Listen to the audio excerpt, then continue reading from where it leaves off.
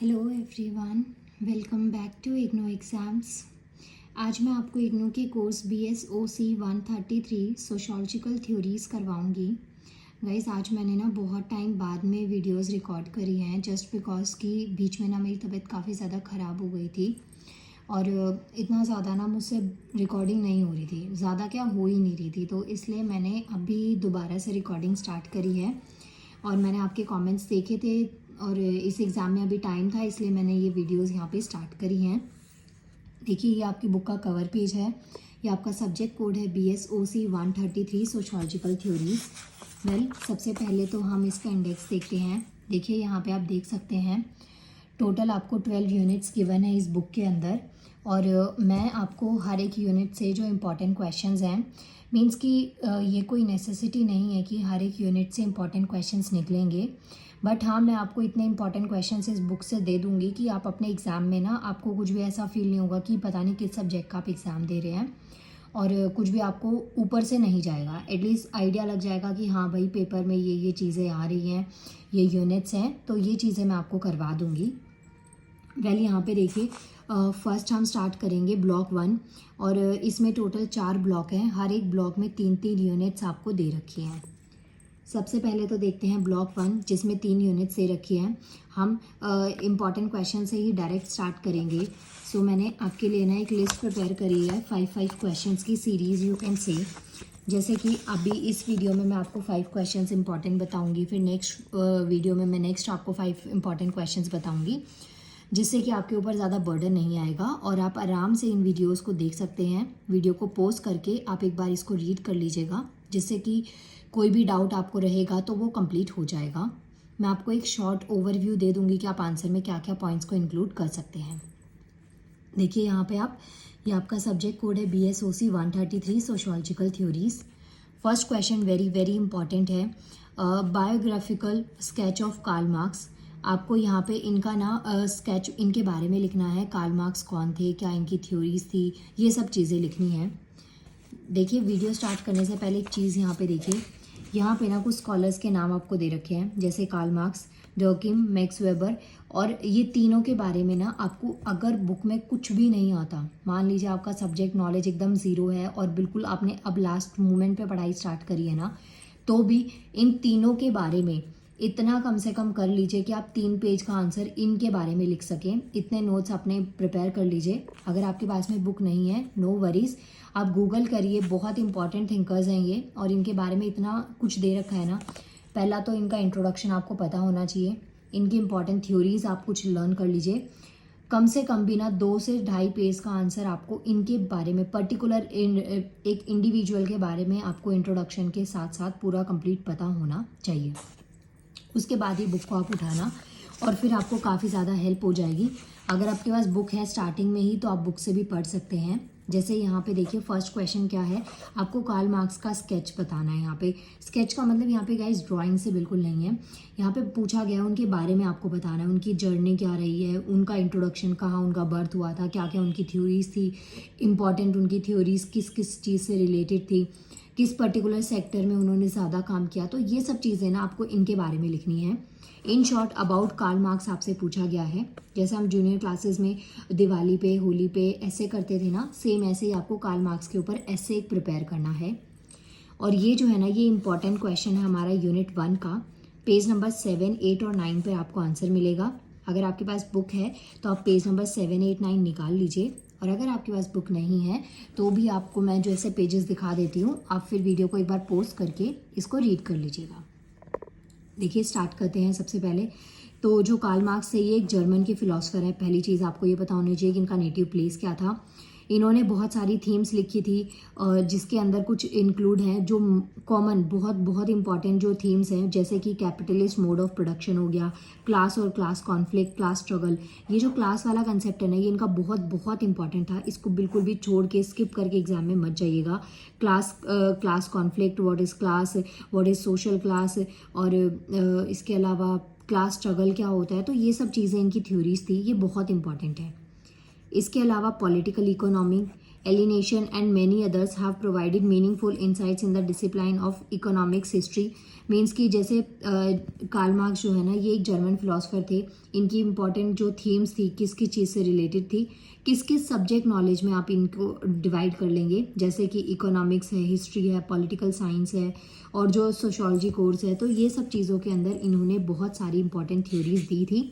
और main theories उनकी जो थीम थी जिसके ऊपर उनकी थ्योरीज बेस थी वो ये थी. आपको ये याद रखनी है, इनको पॉइंट वाइज याद रख लीजिएगा. जैसे कैपिटलिस्ट मोड ऑफ प्रोडक्शन और क्लास एंड क्लास कॉन्फ्लिक्ट हो गया, पॉलिटिकल इकोनॉमी, ये सब चीज़ें आपको याद रखनी है.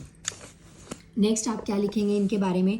कार्ल मार्क्स की लाइफ के ना टोटल 5 फेजेस में इनको डिवाइड किया गया है, 5 फेजेस, जहाँ पे अर्ली लाइफ से स्टार्ट होकर लास्ट तक ये जितना भी गए वो सब चीज़ें यहाँ पे आपको देखने को मिलेंगी. जैसे कि इनकी जो स्टार्टिंग थी अर्ली ईयर कहाँ पे हुई, कहाँ से इन्होंने स्कूलिंग करी और बॉर्न इनका बर्थ कब हुआ था. तो देखिए यहाँ पे इनका सब कुछ यहाँ पे आपको बता रखा है. 1818 का बर्थ है इनका जर्मन में. और यहाँ पे इनके फादर मदर के बारे में भी आपको यहाँ पे बता रखा है. इनके फादर क्या करते थे, लॉ प्रैक्टिस करते थे, ये चीज़ आपको याद रखनी है.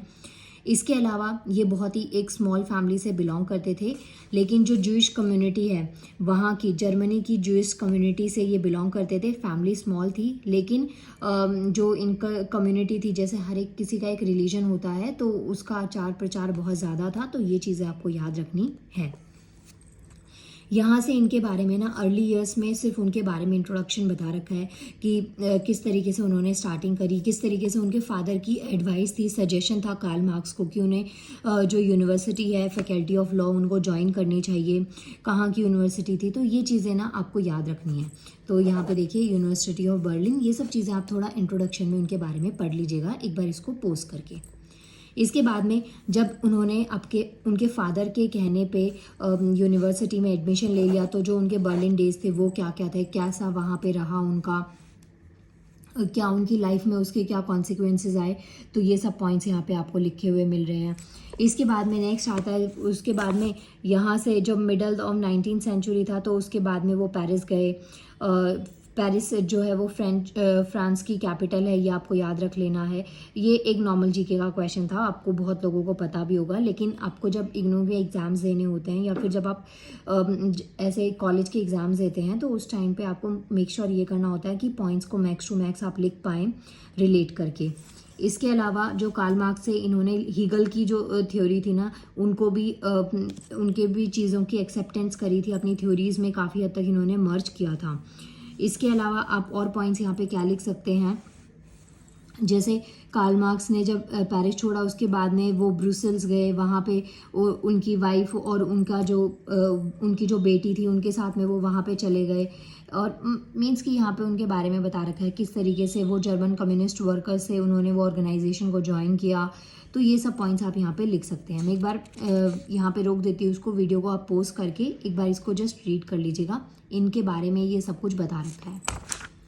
नेक्स्ट देखिए यहाँ पे जैसे रिवोल्यूशनरी मार्क्स है, यहाँ पे क्या है कि उनके बारे में ये बोला गया है कि जो रेवोल्यूशन वो लेकर आए, जो क्रांति वो लेकर आए, क्योंकि अभी मैंने आपको स्टार्टिंग में दिखाया कि उन्होंने ना बहुत ज़्यादा फील्ड्स में वर्क किया था, तो उस रिलेटेड उन्होंने बहुत सारे अलग अलग काम करे थे. अब यही चीज़ें इन्होंने एक नया जर्नल भी स्टार्ट किया था. तो ये सब पॉइंट्स आपको कार्ल मार्क्स से रिलेटेड लिखना है. नेक्स्ट देखिए, नेक्स्ट हमारा क्वेश्चन आता है. Question number 2 is what do you understand by political economy. अगर देखिए आपके पास ज़्यादा टाइम नहीं है, आप एक बार इसको ना ये वीडियो को पोस्ट करके ये 4-5 क्वेश्चंस को लिख लीजिए और आप इनके आंसर्स को प्रिपेयर कर लीजिए. अगर आपको नहीं सुनना है, आपको लग रहा है कि कुछ नॉलेज नहीं मिलने वाली हो सुन के, तो आप इसको क्वेश्चंस को नोट करके भी आप अपने आंसर्स अपने अकॉर्डिंग लिख सकते हैं. नेक्स्ट देखिए question number 2 is what do you understand by political economy. अब देखिए यहाँ पे ना 2 टर्म्स को मर्ज कर दिया गया है, ये इसलिए इंपॉर्टेंट है. आपने पॉलिटिक्स अलग सब्जेक्ट में पढ़ा है, इकोनॉमिक्स आपने अलग सब्जेक्ट में पढ़ा है, और यहाँ पे आपसे पूछा गया है कि जो पॉलिटिकल इकोनॉमी है जब ये कंबाइन फॉर्म हो जाती है तो इसका क्या मीनिंग है, इसे आप क्या समझते हैं. ये यूनिट 1 का इंपॉर्टेंट क्वेश्चन है और इसका आंसर आपको पेज नंबर 16 और 17 पे मिलेगा. लेकिन गाइस जैसे ये जो यूनिट्स आपको दे रखी है ना, इसके जस्ट बाद में आपको यहाँ पे चेक योर प्रोग्रेस के लिए ना कुछ हिंट वाले पॉइंट्स दे रखे होते हैं, कुछ हिंट दे रखी होती है, पॉइंट्स दे रखे होते हैं, जिसको रिलेट करके आप अपने आंसर्स को कंप्लीट कर सकते हैं. सो अभी यहाँ पे आपको पेज नंबर 29 पे वही यूनिट का लास्ट में आप देख सकते हैं, बाकी आपको 16 और 17 पेज नंबर पे इसका आंसर मिलेगा। चलिए देखते हैं पॉलिटिकल इकोनॉमी पेज नंबर 16 और 17। देखिए यहाँ पे देखिए पॉलिटिकल इकोनॉमिक का जो पर्सपेक्टिव है। अब जो मैंने आपको इंट्रोडक्शन में बताया कार्ल मार्क्स के बारे में, अगर मानिए ये क्वेश्चन आपका 20 मार्क्स में आ जाए, what do you understand by political economy, तो इतना आंसर यहाँ पे बुक में आपको मेंशन भी नहीं है और इतनी आपकी नॉलेज भी नहीं होगी शायद से, जितना मुझे लग रहा है। प्लीज़ उसको माइंड मत करिएगा, मैं एक जर्नल वे में आपको बोल रही हूँ कि हो सकता है आपकी इतनी ज़्यादा नॉलेज ना हो सकता है आपने इतना ज़्यादा पढ़ा ना हो, तो 20 मार्क्स में ना इस आंसर को आप कंप्लीट नहीं कर पाएंगे, नंबर ऑफ़ शीट्स आप उतनी ज़्यादा नहीं भर पाएंगे। तो उसमें आप कर क्या सकते हैं कि जो ये आंसर है पॉलिटिकल इकोनॉमी, इसमें इन पॉइंट्स के साथ साथ में आप कार्ल मार्क्स के बारे में भी कुछ पैराग्राफ में लिख सकते हैं। जैसे मानिए आंसर का फर्स्ट पेज आप थोड़ा सा कार्ल मार्क्स को इंट्रोड्यूस कर सकते हैं उसमें कि उन्होंने ये थ्योरी दी थी। अब इस पॉइंट से ना आपको थोड़ा सा चीज़ें मिल जाएंगी। इसके अलावा जो पॉलिटिकल इकोनॉमिक पर्सपेक्टिव है, इसमें क्या चीज़ आपको बता रखी है कि जो पॉलिटिकल इकोनॉमिक है ना, ये रेफर करती है interface between the politics and economy. यहाँ पे पॉलिटिक्स और इकोनॉमी को आपस में रिलेट किया जाता है।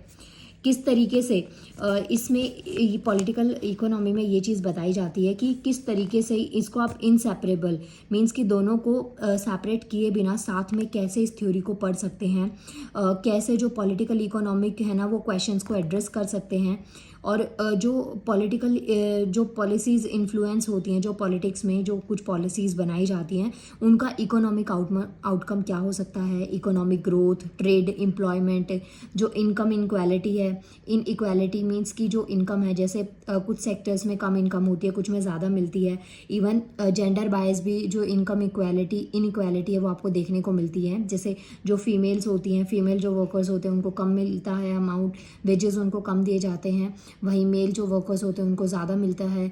इसके अलावा जो ये इनकम इनक्वालिटी है ना, ये डिफरेंट जो सोसाइटी के डिफरेंट सेक्शंस है, रीजन्स हैं, उनमें किस तरीके से देखने को मिलती है।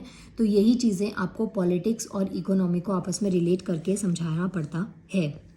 इसके अलावा ये इसमें आपको दो थ्योरीज़ को ऐड करना है। कार्ल मार्क्स की थ्योरीज़ को डेफिनेटली आपको ऐड करना है क्योंकि उन्होंने ये चीज़ें दी थी। इसके अलावा इनका इस चीज़ में ना इनको काफ़ी ज़्यादा मार्क्स जो है ना, कार्ल मार्क्स, इनको क्रिटिसाइज़ भी किया गया था। यहाँ पे आपको दो क्रिटिसिज्म दे रखे हैं। जैसे फर्स्ट यहाँ पे दे रखा है जो इनकी बेसिक अजेप्शंस थी, जो कंडीशंस ऑफ प्रोडक्शन थी उसके ऊपर अटैक होना।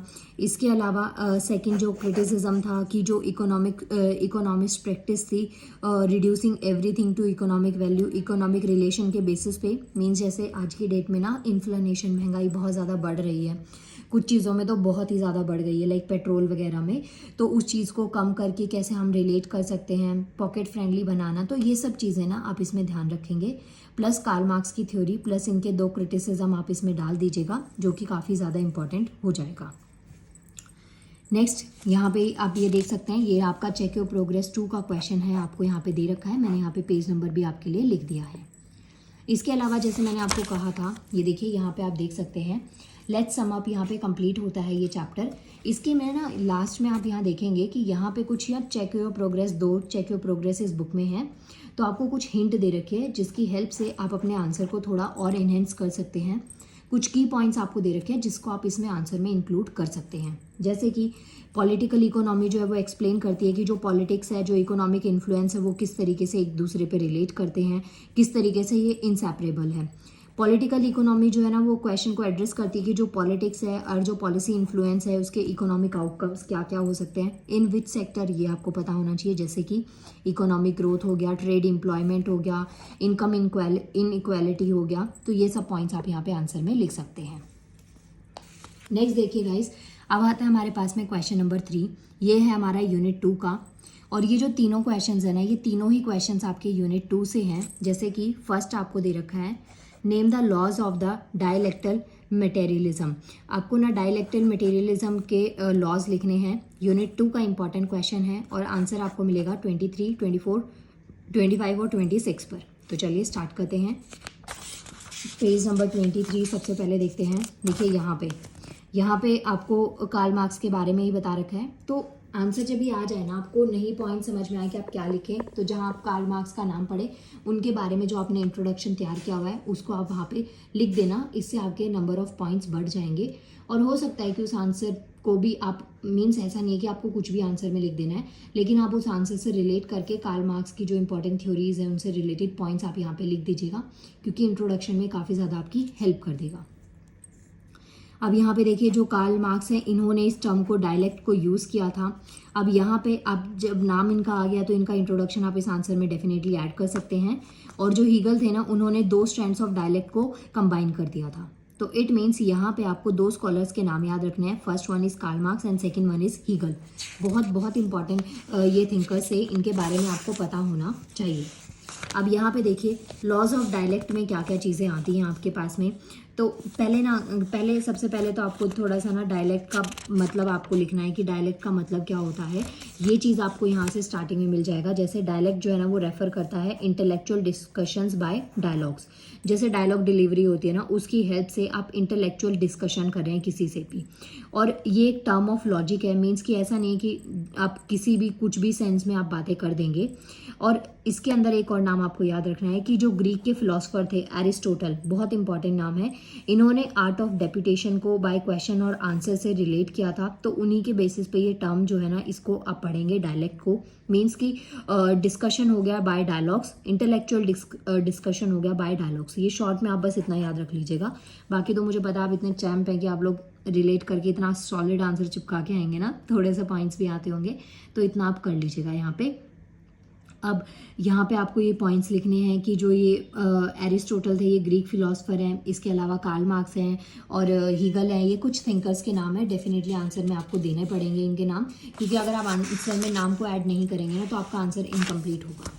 अब यहाँ पे देखिए जैसे लॉज ऑफ डायलेक्ट्स में हमारे पास बहुत सारे लॉज यहाँ पे आपको दे रखे हैं, डिफरेंट लॉज। इसमें से पहला आता है the law of unity and conflicts of opposites. Law of unity का मतलब हो गया, यूनिटी मतलब साथ, तो वो लॉ ऑफ यूनिटी हो गया। और कॉन्फ्लिक्ट्स ऑफ ऑपोजिट, जो ऑपोजिट्स है ना उनके बीच में कॉन्फ्लिक्ट्स, जैसे होता है ना हमारी सोसाइटी में डिफरेंट रिलीजन, डिफरेंट कास्ट के सेक्शंस बने हुए हैं, तो उनके बीच में एक कॉन्फ्लिक्ट आपको क्रिएट दिखेगा। प्लस जो कॉमन सोसाइटीज़ हैं उनमें एक यूनिटी आपको देखने को मिलेगी। जैसे मान लीजिए मैं रिलीजन का प्रमोशन नहीं कर रही हूँ यहाँ पे, वैसे एक रैंडमली एग्जांपल दे रही हूँ कि जितने भी मुस्लिम्स हैं वो आपको एक लीग में मिलेंगे, हिंदू जो रिलीजन के वो सब एक लीग में, क्रिश्चियंस आपको एक लीग में मिलेंगे जब कोई बात होगी तब, उस सेंस में मैं आपको बता रही हूँ। बाकी हम लोग सब रहते हैं यूनिटी से हैं, तो ये इंडियन कल्चर की एक ब्यूटी है। बाकी देखिए यहाँ पे फर्स्ट लॉ आता है लॉ ऑफ यूनिटी और कॉन्फ्लिक्ट्स ऑफ ऑपोजिट्स। यहाँ पे आप ये पॉइंट्स को लिख सकते हैं। नेक्स्ट आता है law of negations and negations of the negation. इस टर्म को ना थोड़ा सा आप देख लीजिएगा। ये जो टर्म है ना, इसको इंट्रोड्यूस किया था हीगल ने, और बहुत ही इसके आइडियलिस्टिक मीनिंग के साथ में उनको लगता था कि जो प्रेजेंट में जो डेवलपमेंट हो रहा है या जो आइडियाज़ ऑफ थॉट्स हो रहे हैं ना, वो चीज़ें नेगेशन में आती हैं। जैसे कि इन्होंने जो मटेरियलिस्टिक इंटरप्रिटेशन होता है, ये चीज़ इन्होंने दी थी हीगल ने, तो आप इनके बारे में याद रख लीजिएगा। जैसे एग्जाम्पल से यहाँ पे आपको समझा रखा है कि जो अर्थ क्रस्ट का एग्जाम्पल है उसमें नंबर ऑफ जियोलॉजिकल एराज हैं, बहुत सारे नए नए एराज हैं। जैसे कि गाइस हमारी जो अर्थ है ना, यहाँ पे एडम का नाम आपने सबने सुना होगा, अगर आप थोड़ा भी अर्थ के बारे में आपने पढ़ा है, हिस्ट्री में अगर आपने थोड़ा बहुत पढ़ा है, तो लाइफ स्टार्ट होने के बाद से लेके जितने भी ड्रास्टिक चेंज आए, फिर चाहे डायनासोर से, फिर चाहे हमारे मुगल एम्परर से, जो भी जितनी भी चीज़ें आई ना, तो ये क्या है, एक एरा टू एरा चीज़ें चेंजेस होती चली गई, और पूरी जनरेशन खत्म होने के बाद में एक नई जनरेशन का स्टार्टिंग हो गया। ऐसे ही सेम स्पीशीज एनिमल्स में भी है, ह्यूमंस में भी है, तो ये सब पॉइंट्स आपको याद रखने हैं। नेक्स्ट हमारे पास में थर्ड लॉ आता है law of transitions of quantity into quality. Quantity को किस में कन्वर्ट करना, क्वालिटी में। जैसे कि कई बार आपसे पूछा जाता है कि आपके लिए क्वांटिटी मैटर करती है या क्वालिटी मैटर करती है। 99% केसेस में हम लोगों के लिए क्वालिटी मैटर करनी चाहिए और क्वांटिटी के कंपैरिजन में। जैसे मान लीजिए आप अपने आंसर्स को प्रिपेयर कर रहे हैं, आप पूरी बुक पढ़ के जा रहे हैं, आपको आता कुछ नहीं है, डजंट मैटर, आपकी क्वांटिटी बहुत ज़्यादा थी, आपने मान लीजिए 50-60 क्वेश्चंस को लर्न कर लिया, आपकी क्वांटिटी बढ़ गई लेकिन क्वालिटी बिल्कुल ज़ीरो थी। वहीं आपने 10 क्वेश्चंस करे लेकिन वो आपने बहुत अच्छे से करे कि आपको कहीं एक्सप्लेन करना पड़े या आंसर्स उससे रिलेटेड कोई भी क्वेश्चन आ जाए तो आप उसको अटैम्प्ट कर पाएंगे। तो ये चीज़ क्या थी, आपकी क्वालिटी थी। तो एक लॉ ऑफ ट्रांजिशन था जिसमें कि क्वांटिटी को किस में कन्वर्ट किया जाएगा, क्वालिटी सोसाइटी में। तो ये चीज़ बहुत इंपॉर्टेंट थी। प्लस ये जो स्टेट ऑफ कॉन्टीन्यूस मूवमेंट था और चेंज था, तो ये बहुत इंपॉर्टेंट पॉइंट आपका इसमें लॉज में, डायलेक्टिकल मटेरियलिज्म के लॉज में ये बहुत बहुत इंपॉर्टेंट है। इसके अलावा यहाँ पे जो चेंजेस हैं उसको दो फॉर्म्स में लिखा हुआ है, दोनों पॉइंट्स याद रख लीजिएगा। Something did not exist but now it does, पहले एग्जिस्ट नहीं कर रहा था लेकिन आज की डेट में वो एग्जिस्ट कर रहा है। Something exist but now it does not, means कि पहले कोई चीज़, दो तरीके से यहाँ पे चीज़ों को समझना है। एक जो चीज़ पहले एग्जिस्ट नहीं कर रही थी लेकिन अभी कर रही है, और एक वो चीज़ जो पहले एग्जिस्ट करी थी लेकिन अब वो एग्जिस्ट नहीं करती है। तो ये पॉइंट्स आपको यहाँ पे लिखने हैं आंसर में। और मैं एक बार आपको दिखा देती हूँ ना, यूनिट के लास्ट में जो ये हमारी यूनिट 2 है, आई थिंक ये यूनिट 2, ये देखिए यहाँ पे भी हैं, यहाँ पे भी आप इसमें देख सकते हैं। यहाँ पे कुछ आंसर्स के पॉइंट्स आपको यहाँ पे दे रखे होते हैं, चेक योर प्रोग्रेस में। नेक्स्ट देखिए, question number 4 is name the 4 modes of production. ये हमारा यूनिट 2 का क्वेश्चन है, पेज नंबर 28, 29 और 30 पे मिलेगा। लेकिन इस क्वेश्चन से पहले नेक्स्ट 5th क्वेश्चन भी देखिए। दोनों क्वेश्चंस आपसे ना मेन तरीके से आ सकते हैं। जैसे ये जो क्वेश्चन है ये आपका बड़े वाला क्वेश्चन है, इसी का एक पार्ट आपसे यहाँ पे पूछा गया है, इसलिए मैंने दोनों क्वेश्चंस को सेपरेटली लिख दिया है, लेकिन इसका आंसर एक ही होगा। जैसे यहाँ पे आपसे 4 मोड्स ऑफ प्रोडक्शन पूछे गए हैं, और यहाँ पे नीचे वाले क्वेश्चन में, क्वेश्चन नंबर 5 में, इन 4 में से एक की एक्सप्लेनेशन मांगी गई है कि contradiction of capitalist mode of production क्या होता है, ये आपको एक्सप्लेन करना है। यूनिट 2 के पेज नंबर 28 और 29 और 30 पे आपको इसका आंसर मिलेगा। तो चलिए हो जाते हैं शुरू। पेज नंबर 28, ये देखिए यहाँ पे दे रखा है applications of the laws of dialectical materialism. अब यहाँ पे इसमें आपको इसके लॉज बताने हैं। तो फर्स्ट आता है primitive communal form of society. ये एक फर्स्ट और जो सिंपलेस्ट और lowest form of mode of production है, मींस कि ये सबसे पहले नंबर पे है, बहुत ही सिंपल। और सबसे नीचे वाली जो मोड ऑफ प्रोडक्शन है ये वो है। अब इस form of mode of production के टाइम पीरियड में अपीयरेंस जो थी ना वो इम्प्रूव्ड हुई, plus also new implements such as bows and arrows and learning a make a fire. जैसे ये जो सोसाइटी का है ना, इसमें क्या चीज़ आपको बता रखी है, ये सबसे पहली थी, स्टार्टिंग थी। तो इस टाइम पे जो तीर बांध थे, एरोज से इनको बनाना स्टार्ट किया गया। इसके अलावा आग कैसे जलाई जा सकती है, ये सब चीज़ें बिल्कुल बिगिनिंग ऑफ कल्टीवेशन है ना, ये सब चीज़ें यहाँ पे आपका प्रिमिटिव जो कम्युनल फॉर्म ऑफ सोसाइटी थी उसमें ये आपको देखने को मिलती है। हिस्ट्री अगर आपने पढ़ी है तो ये आंसर को बहुत बहुत अच्छा लिख पाएंगे, नहीं पढ़ी है तो वीडियो को पॉज करके एक बार इन पॉइंट्स को याद रख लीजिएगा कि ये पॉइंट्स आपको यहाँ पे याद रखने हैं। नेक्स्ट आता है हमारा स्लेव ओवनिंग सोसाइटी। स्लेव का मतलब होता है जैसे जो क्लासेस ऑफ स्लेव्स होती है ना, जैसे आप ना किसी को मजदूर रख रहे हैं, ये चीज़ें आपकी इसमें आती हैं। तो इसमें ना जो फोर्सेस ऑफ प्रोडक्शन था वो बहुत ज़्यादा क्वांटिटेटिव चेंज उसमें आ गया था। और जैसे इसमें ना आप कास्ट का डिवीजन डाल सकते हैं, लोअर क्लास हो गया और अपर क्लास हो गए। जो लोअर क्लास के लोग थे, जो कास्ट सिस्टम था वो अलग अलग कास्ट में डिवाइड हो गए। जो नीची कास्ट के, छोटी कास्ट के जो लोग थे उनको स्लेव बना दिया गया, मजदूर बना दिया गया, उनको गुलाम बना के लोग जो ऊंची कास्ट वाले लोग थे वो काम करवाने लगे, स्लेव ओनर्स हो गए। तो ये सब चीज़ें आपको याद रखनी है। और यहाँ पे जो स्लेव ओनर्स और जो स्लेव थे ना, जो मालिकाना हक उन मजदूरों पे, जो नौकरों को पे रख रहे थे, उनके बीच में क्लास स्ट्रगल और क्लास कॉन्फ्लिक्ट क्रिएट हो गया था। और ये भी आपके कार्ल मार्क्स की ही थ्योरी है, तो ये आपको याद रखना है। नेक्स्ट आता है फेडरल सोसाइटी। अब ये भी जो है ना स्लेवरी सिस्टम, ये यहाँ पे फर्स्ट स्टेज था जहाँ पे डिफरेंट टाइप के जो डोमिनेशंस है, जो एक्सप्लॉयटेशन है। एक्सप्लॉयटेशन का मतलब होता है लोगों को दबा के उनको उनमें डोमिनेशन का मतलब जैसे आपने देखा होगा कि कई बार ना कास्ट के बेसिस पे लोगों में बहुत ज़्यादा एक्सप्लॉयट किया जाता है, उनको दबाया जाता है, उनका शोषण किया जाता है। एग्जैक्ट वर्ड ना शोषण था, और उनको शोषण किया जाता है। उसके अलावा उनको डोमिनेट किया जाता है, उनको दबाया जाता है, उनको प्रेशराइज करके काम करवाया जाता है, उनको ये चीज़ फील करवाई जाती है कि वो नीचे तबके के लोग हैं। जैसे आप लोगों ने भी देखा होगा, इवन अपनी फैमिलीज़ में भी देखा होगा कि जो हमारे घर के सर्वेंट्स होते हैं, जो मेड होती है, उनसे हम ज़्यादा अच्छे से ट्रीट नहीं करते। तो ये चीज़ें आती हैं आपकी डोमिनेशन और एक्सप्लॉयटेशन में, भेदभाव, ये सब चीज़ें आपको यहाँ पे देखने को मिलती हैं। नेक्स्ट पॉइंट आता है आपका कैपिटलिस्ट सोसाइटी। ये आपको याद रखना है। कैपिटलिस्ट का मतलब होता है जो पूंजीपति लोग थे, जो ऑनर थे, जिनके पास पैसा था, ज़मीन उन्होंने लोगों की हड़प ली थी, तो फिर वहाँ से वो खेती करवाते थे, उसका कुछ अमाउंट उनको दे दिया जाता था। तो ये सब पॉइंट्स आपको याद रखने हैं। अब देखिए, ये आपका जो क्वेश्चन थे, ये दोनों ही क्वेश्चन चेक योर प्रोग्रेस 2 के हैं। फर्स्ट क्वेश्चन है name the 4 modes of production and second question is what is the main contradiction of capitalist mode of production. तो ये दोनों ही क्वेश्चन गाइज आपके चेक योर प्रोग्रेस 2 के हैं और आप यहाँ पे देख सकते हैं चेक योर प्रोग्रेस 2 में यहाँ पे आपके पास में फर्स्ट क्वेश्चन के आंसर के लिए तो आपको ये मोड्स ऑफ प्रोडक्शन दे रखे हैं, जैसे Asiatic mode of production, second one is Asian mode of production, third one is federal mode of production, fourth one is capitalist mode of production. इसके अलावा यहाँ पे कैपिटलिस्ट मोड ऑफ प्रोडक्शन को थोड़ा सा एक्सप्लेन किया हुआ है, आप अपने आंसर को यहाँ से कंप्लीट कर सकते हैं। तो मैं थोड़ा इसको और दिखा देती हूँ, अगर आपके पास में बुक नहीं है तो आपको दिक्कत नहीं होगी। वेल ये हो गए देखिए आज के आपके 5 क्वेश्चंस। अगर आपको ये वीडियो अच्छी लगी है कमेंट करिए, प्लस इसके साथ में कमेंट करिए आपका एग्ज़ाम किस दिन है और कितने बजे है।